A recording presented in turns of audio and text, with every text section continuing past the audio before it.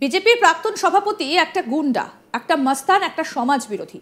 বড় বড় কথা বলছে, পুলিশ না থাকলে বাড়ি থেকে বাইরে বেরোতে পারত না। নাম না করে দিলীপ ঘোষকে এই ভাষাতেই আক্রমণ করেছিলেন তৃণমূল বিধায়ক শওকত মোল্লা। 24 ঘন্টা যেতে না যেতেই এবার পাল্টা আক্রমণ দিলীপ ঘোষের। শওকতকে হুঁশিয়ারি দিয়ে বললেন, জীবনতলায় ফুটানি কেন, রাস্তায় বেরো। দিলীপ ঘোষ সব জায়গায় শের। পূর্ব বর্ধমান জেলার শহর বর্ধমান গাংপুরে স্বস্তিপল্লীর বাসন্তী পুজোয় উপস্থিত হন রাজ্য বিজেপির প্রাক্তন সভাপতি দিলীপ ঘোষ। আর সেখানে বক্তব্য রাখতে উঠে ক্যানিং পূর্বের বিধায়ক শওকত মোল্লাকে প্রকাশ্যে হুঁশিয়ারি দিয়ে তিনি বলেন, জীবনতলায় ফুটানি কেন, রাস্তায় বেরো। দিলীপ ঘোষ সব জায়গায় শের। সারা পশ্চিমবঙ্গ ঘুরে বেড়াচ্ছি, বেরো একবার। শোনাই কি বলছেন বিজেপি নেতা দিলীপ ঘোষ, শুনুন। শওকত মোল্লা বলছেন যে পুলিশ না থাকলে দিলীপ ঘোষ বাইরে বেরোতে পারবে না। ও বেরোতে পারবে, তার লোকেরাই বোম দিয়ে ওকে। জীবনতলায় ফুটানি মারছো কেন, রাস্তায় বেরো না। আপনার ঘর में कुत्ता भी शेर होता है। अरे दिलीप घोष सब जगह शेर, सारा পশ্চিমবাংলা ঘুরে বেড়াচ্ছে, বেরো একবার। দাদা, শওকত মোল্লা বলছেন যে পুলিশ না থাকলে দিলীপ ঘোষ বাইরে বেরোতে পারবে না। ও বেরোতে পারবে, তার লোকেরাই বোম দিয়ে ওকে। জীবনতলায় ফুটানি মারছো কেন, রাস্তায় বেরো না। আপনার ঘর में कुत्ता भी शेर होता है। अरे दिलीप घोष सब जगह शेर, सारा পশ্চিমবাংলা ঘুরে বেড়াচ্ছে, বেরো একবার। এর আগে ক্যানিং পূর্বের বিধায়ক শওকত মোল্লা নাম না করে দিলীপ ঘোষকে কি বলেছিলেন আসুন এবার সেটা আপনাদের শোনাই, শুনুন।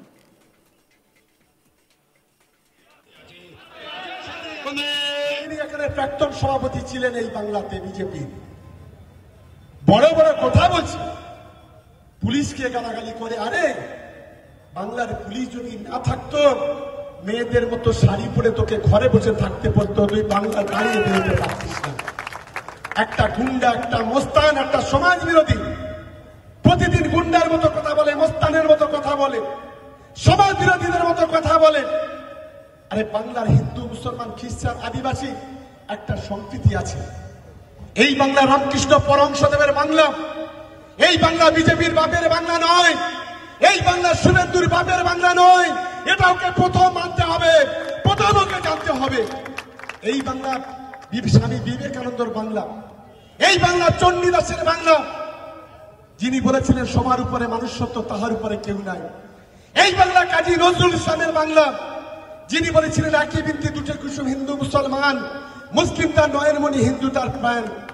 এই বাংলা রাজা রামমোহনের বাংলা, এই বাংলা নেতাজি সুভাষ চন্দ্রের বাংলা। আজকের এই বাংলা হিন্দু মুসলমানের খেলা খেলতে চাইছো, নোংরা খেলা। আমরা ধিক্কার জানাই কাপুরুষের দলেরা। আজকের কোনো এজেন্ডা নেই। বাংলার দেশের সরকারে আছো তোমরা, গরিব মানুষের মাথার উপর ছাদ কেড়ে নিচ্ছ, গ্রামের রাস্তাঘাটের টাকা দিচ্ছ না, 100 দিনের টাকা দিচ্ছ না, বাংলার 10 কোটি মানুষকে ভাতে মারছ। কোনো এজেন্ডা নেই, মানুষের কাছে যাওয়ার কোনো জায়গা নেই। তাই তো হিন্দু মুসলমান করে গোটা বাংলায় চাইছো, গোটা বাংলায় রক্তের হোলি খেলা চাইছো, গোটা বাংলায় বিশৃঙ্খলা চাইছো। এটা বাংলার মানুষ কখনো মেনে নেবে না। আর এর একটা ছোট ভাই আছে, যিনি হচ্ছে ভাঙড়ের বিধায়ক। আমার লজ্জা করে এর নাম বলতে। অসভ্য, প্রতিনিয়ত শুভেন্দুর সঙ্গে কড়াকড়ি করে বিধানসভায়। রাজ্যের শাসক দল তৃণমূল এবং বাংলার পুলিশকে আক্রমণ করেছেন দিলীপ ঘোষ। বলেন, এখন রাবণ রাজত্ব চলছে, মারবো, চোখও দেখাবো। আমরা ধর্ম করব কিনা, শোভাযাত্রা করব কিনা, এই সব কিছু পুলিশ ঠিক করে দেবে নাকি?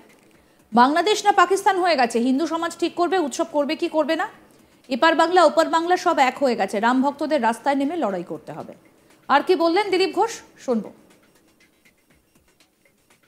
অপরাধ, এতগুলো পরিবার রাস্তায় বসে গেছে, যারা করেছে তারাই বড় বড় কথা বলছে। একেবারে রাবণ রাজত্ব চলছে, মারবো, চোখও দেখাবো। তাই এবং তারাই আজকে রামনবমী যাতে না হয় বাড়ি বাড়ি ধমকি দিচ্ছে, পুলিশ ধমকি দিচ্ছে, কি শোভাযাত্রা করা চলবে না, যাতে না হয় 5-7 দিন আগের থেকে জেলায় জেলায় ভয় দেখানো হচ্ছে হিন্দু সমাজকে, বেরোবে না রাস্তায়। কিন্তু মনে রাখতে হবে, আমরা রামচন্দ্রের বংশধর, তার আদর্শে চলি। যখন ভগবান রামচন্দ্র ছোট ছিলেন, কিশোর রাম, দশরথের কাছে মুনিরা এসেছিলেন যে আমাদের জঙ্গলের রাক্ষসের এত প্রাদুর্ভাব, আপনি কিছু করুন, আমরা যাগযজ্ঞ জপ তপ করতে পারছি না। দশরথ বলছেন, ঠিক আছে ঠিক আছে, আমি দেখছি কি করা যায়। বয়স হয়ে গেছিল না, পাশে রামচন্দ্র বসেছেন, 10-12 বছরের ভাই রাম লক্ষণ। বলছে বাবা আপনি চিন্তা করবেন না, আমি যাচ্ছি সাধুর সঙ্গে। তো আপনারা জানেন দশরথের অনেক বয়সে বিয়ে ছেলে হয়েছিল, তো বুড়ো বয়সের ছেলে খুব মায়া, বলছে এই বাচ্চা ছেলে চলে যাবে আর সাগরের রাক্ষসের পেটে চলে যাবে, তাহলে আবার সেই নিঃসন্তান হয়ে গেলাম। বাবার দরকার নেই, দরকার আমি দেখছি। সাধুরা বলছে দেখুন এটা আপনার হবে না, আপনার হাতের জোর কমে গেছে, এরাই ঠিক আছে, আমি এদেরকে নিয়ে যাচ্ছি। চোখের জলায় বিদায় দিয়েছিলাম। আমরা জানি রাম লক্ষণ গিয়ে জঙ্গলে সেই মানে যত রাক্ষসকে মারতে মারতে মারতে মারতে ফাঁকা করে দিয়ে এসেছিল।